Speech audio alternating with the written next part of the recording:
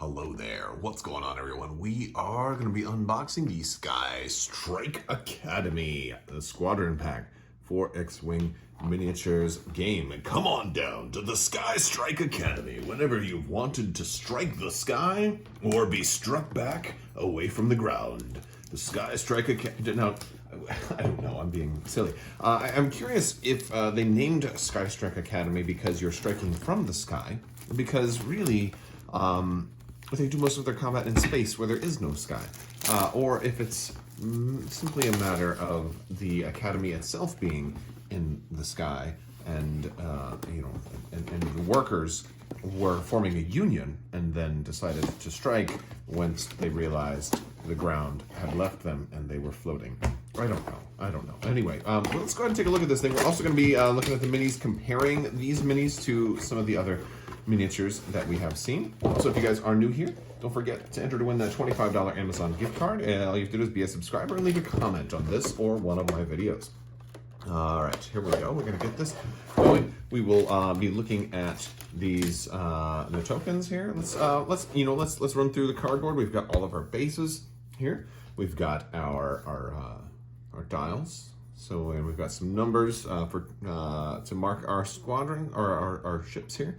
And we've got all of our shield, charge, force tokens, focus, and all of that good stuff. By the way, speaking of tokens, be sure to check out luxuryplaystyle.com. You can use code Crabbok VIP. That's going to save you 15% on some amazing tokens. They've got focus tokens, they've got evade tokens. They are full metal, double-sided. They are gorgeous. You're going to love these. They come in a variety of finishes as well, so you can get them bright and shiny, you can get them a little bit darker, nickel, you can get them black if you want, especially if you like the dark side, which Imperial players just might. Also, if you use code Crabbok VIP, orders of $35 or more are going to get for free a lightsaber nunchuck token with the C Crabbok logo on the front, as well as the dark side back with the red lightsaber nunchucks and the number 5. This is going to be nice for deciding light side or dark side, or to marking critical hits in X-Wing, which is a nice little thing to be able to do. All right, let's get these ships out of here. We've got, that Interceptor came out real easy. Nice. Let's see this one. Oh, that came out real easy too. Sometimes these are hard to get out. That came out real easy too. Oh, right. I'm already liking these because they weren't like super, super tricky to get out. All right, let's look at the Interceptors first. This is a nice looking Interceptor. We've got a nice little marking on the top of the cockpit there. We've got that the black stripe kind of right on the top. We've got the not blood stripes, but we do have some red markings on the corners and on the wings there, and a little bit in the center there. We also have a little bit of red markings on the rear, which is nice there. But other than that, it looks pretty much like a standard Interceptor. We'll compare these. First, I want to compare it to the blood-striped Interceptor from Imperial Aces. You guys remember that one? It's very much the same model. Definitely the paint apps are different. We can also see it doesn't. This one doesn't have those red markings on the cockpit. And then, of course, just for good measure, we've got the classic original X-Wing 1.0 Interceptor here. That doesn't have any of the paint apps. Slightly shinier cockpit on this one too. But yeah, a lot of little individual extra details, a lot of red markings on this one. And now both of these are going to be the same, it looks like. Yes, they are. Okay, so that's not bad. Next up, we've got the TIE Defender with the yellow markings. Yellow is strange. I don't recall. Goodness gracious, dropping things. What kind of nonsense is that? I don't recall a whole lot of yellow in the TIE Defenders. I don't recall a lot of that. But it's okay. We've got the classic TIE Defender here to kind of compare this to, because I think this is our first Defender in 2.0, right? Isn't it? It does not have moving, doesn't spin. No. There's the back side. A lot of yellow on that one. This one doesn't have any particular special paints. We do have our Imperial Veterans red defender here too, which is maybe the best one, maybe. But this one's still pretty nice. I like the yellow on the edges. I mean, it's a really nice way to kind of highlight, you know, those points. And then we've got some markings right there in the middle of the cockpit right there. So it looks kind of good. So I like the rear. I like the way it looks from the rear too. That's pretty nice. Okay, but not bad minis. We'll go ahead and take a look at these cards. We've got a lot of cards to look at, a lot of upgrade cards, a lot of pilot cards, Darth Vader in this thing. Oh, all right, let's take a look. All right, so we've got a pretty thick stack of cards. This is going to be really nice if you're an Imperial player. You just got into the game, you picked up a core set, and you want to know what's next. This is a great big collection of cards for you to get into to kind of get you started. A lot of new pilot cards, a lot of upgrade cards, lots of cool stuff in here. So we're going to start off running through the new pilots. We've got Darth Vader in the TIE Defender, maybe the most interesting pilot out of all of these. You can't spend your force except while attacking, which is just awesome. Like he's initiative 6 in a TIE Defender. He's got 4 shields. He is a beast. 3 recurring force. While you perform an attack, you may spend a force to change a blank result to a hit result. So, and you can only do that one time. So you spend 1 force to do it. But yeah, he's incredible. I think he is absolutely incredible. He won't be able to have as much defense, but hey, as long as you do that speed 3 to 5 maneuver, you can get that evade. You'll be fine. We've got Volt Scarus there. He's going to gain a stress token to recover his charge. He's got a negative recurring charge, so he's going to lose his charge every turn. We can take that stress, and then before you engage, you may spend a charge to perform an action. You got Captain Dobbs here. He is initiative 3, while another friendly ship at range 0 to 1 defends before the neutralized results step. If you are in the attack arc and are not ionized, you may gain an ion token to cancel 1 hit result, which is always nice. We're going to get 1 copy of Onyx Squadron Ace, and 1 copy of Delta Squadron Pilot. Next up are our Interceptors. We've got the beloved Sienna Ree. Really like this one. It's in an interesting kind of direction for cards to go. Sienna says she's initiative 6. After you perform an attack, if the defender was destroyed, gain a stress token. So if she actually kills the defender, she takes a stress for it. So that's a negative thing, but she's also got a positive thing. After a friendly ship at range 0 to 3 is destroyed, remove a stress token. Really cool card. I think my buddy Harry Nick said it best when he first broke this card down, and he was saying something to the effect of, look, it does have a drawback, but it's okay. It doesn't have to be, you know, your Soontir Fel replacement.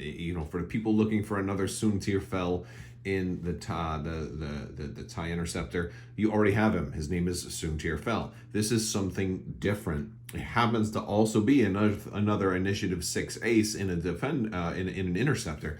So that's already good enough on its own. And I think that's right. I think she looks great. And should be a good one to attack first, and then let pair her with Soontir Fel. She attacks first, he attacks second. Let him get the killing blow. Let her just do her job softening them up. There's a lot of different ways to run this ship, but I think it's cool, man. I think it's a cool different design. Putting negative effects allows you to potentially reduce their cost and still get a 6 initiative ace out there for cheaper if they have some kind of drawback. Kind of cool too. All right, we've got Scarus, Volt Scarus. He's got the same ability he had in his Defender, so I like that you can get actions, basically before you engage, which is just really, really cool. After a friendly ship, Commandant Goran at Initiative 4. After a friendly ship at range 0 to 3, with a lower initiative than yours, partially executes a maneuver, it may perform a red focus action. So if somebody else, he's helping his students, you screwed up, but I'm still going to let you. You screwed up by not doing a full maneuver, so you bumped or something. I'm still going to let you get your focus. We've got Gideon Hask, more Inferno squad, if you want to have more Inferno out there. Initiative 4, when you perform attack against a damaged defender, roll additional attack die. He was good In a TIE fighter, he's even better in an Interceptor. I love it. I love it if he goes after Cyana Ree, too, because she can soften him up and he can definitely get that killing blow. Lieutenant Laurier, favorite of mine from the old Imperial Aces days. He gets them barrel rolls, and they're curved, and it doesn't turn them red either, so that's kind of cool. We've got Nash Windrider, who was also from Lost Stars, the same book that introduced Cyana Ree. He was one of these dudes from Alderaan, and so he was like it was interesting reading about him too, because like he still stuck with the Empire. He was like I convinced that if I'm remembering correctly, he was still convinced that they did the right thing even when they destroyed his home world, which was kind of wild. Initiative 2. During the engagement phase, after a friendly small ship at range 0 to 3 is destroyed, if that ship has not engaged this phase, you may spend a charge. You got 1 charge recurring. If you do, that ship engages at the current initiative. So that he can let somebody. He's kind of like Fel's Wrath, right? Which was the best pilot in X-Wing 1.0. No, maybe he's like a better version of Fel's Wrath. Fel's Wrath was kind of a joke pilot. Like we get 2 Saber Squadron aces. We get 2 Alpha Squadron pilots. And we have, we have some quick builds. So let's take a look at our quick builds. First off, we've got a TIE Defender quick build right there with Vader, and then the Onyx Squadron ace. And then another TIE Defender right there with Scarus, Captain Dobbs, and the Delta Squadron pilot. So for those of you curious about those, let's take a look at the Interceptor. We have 4 Interceptor quick build cards. There we go for Scarus, Goron, and Alpha, and then Cyana Ree, Nash, and another Alpha. It's kind of cool to get 2 different Alpha Squadron ones. We've got Gideon Hask, Lieutenant Laurier, and Saber Squadron, and our Skystrike Academy class, which is so cool because it's got a bunch of TIE LNs along with the Interceptor leading them, which is super cool. I like having mixed squadrons. I think that's cool. And it's thematic too. All right, here we go. We've got, and speaking of epic play, we've got some cool stuff. We've got Shadow Wing. If those of you who have read Alphabet Squadron, I'm currently on the 3rd book reading through the final chapter of Alphabet Squadron right now, which deals with Shadow Wing. It is cool to see a lot more of the new book stuff being represented in the games too. Yes, your wingmates must be 2 to 5 other ships of your type. And when we flip this card over, they can do boost and barrel roll actions. If they do, they split up from the wing. And while you defend, 2 of them can suffer criticals for you. We also have Skystrike Academy class. We actually get 2 of these. So I'll flip this one over. Yeah, we're going to get 2 of those, and then TIE LNs with lower initiative than yours, and yeah, really, and you can either be another TIE LN or a TIE Interceptor. But yes, after you barrel roll or boost each of your wingmates, it's forced to split off from the wing. But up to 5 of your wingmates can suffer dice to cancel matching results, which is really, like, you could get hit just massively hard and still manage to survive because everybody else is taking a hit for you, that one's really cool. And these are all for epic play, so none of that's tournament legal. Let's get to the regular upgrades here. We've got a copy of Composure, which just requires you to have focus, so droids can't really take that one. We've got Daredevil. We've got 3 copies of Disciplined. This is one of the new upgrades, and everybody has 4 copies of Disciplined. I thought it was 3. I saw there was another one hiding behind my hand there. So 4 copies of Discipline. Very nice. We've got the Interloper Turn. We have 2 copies of this. We got 2 copies of the Marg Sable Closure. We've got Extreme Maneuvers. Really nice upgrade there. Instinctive Aim. Sense. Passive Sensors. The Auto Blaster.